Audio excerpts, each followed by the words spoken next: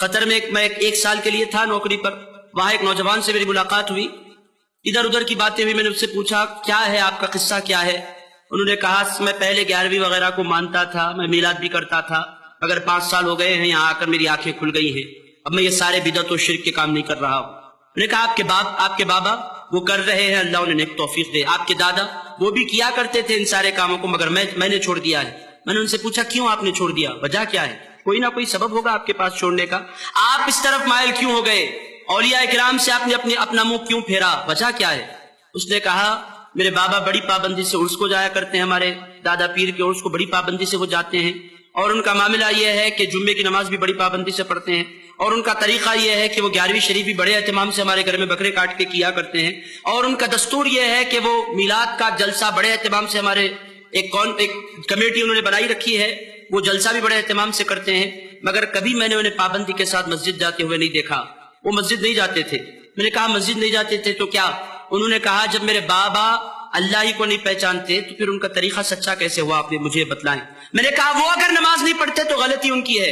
انہوں نے کہا ان کا ایک کا معاملہ نہیں ہے, ہمارے خاندان کے کئی لوگوں کو میں نے دیکھا ہے, وہ ساری چیزوں کی طرف بلاتے ہیں, خدا کی طرف نہیں بلاتے. وہ ساروں کو اہمیت دیتے ہیں, خدا کو اہمیت نہیں دیتے. میرے دوستوں میں آپ کی خدمت میں عرض کروں, یہ اہل سنت کا طریقہ نہیں ہے.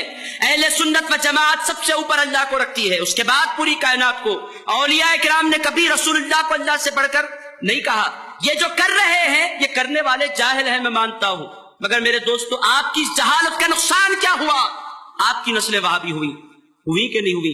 میرے دوستو یہ ہو رہا ہے, سبب کیا ہے؟ ہماری مسجدوں سے دوری. ہم اس کے بعد روئیں گے کہ ہمارے بچے وہابی ہو گئے, کوئی نہیں بچا سکتا. ایک بات آپ یاد رکھ لیں, اگر آپ چاہتے ہیں اپنے بچوں کو سنی رکھنا, آپ چاہتے ہیں اپنے بچوں کو غلام رسول بنائے رکھنا, آپ چاہتے ہیں آپ اپنے بچوں کو اولیاء کرام کا دامنگیر بنائے رکھنا, آپ کی ذمہ داری بنتی ہے کہ آپ مسجدوں کو جائیں.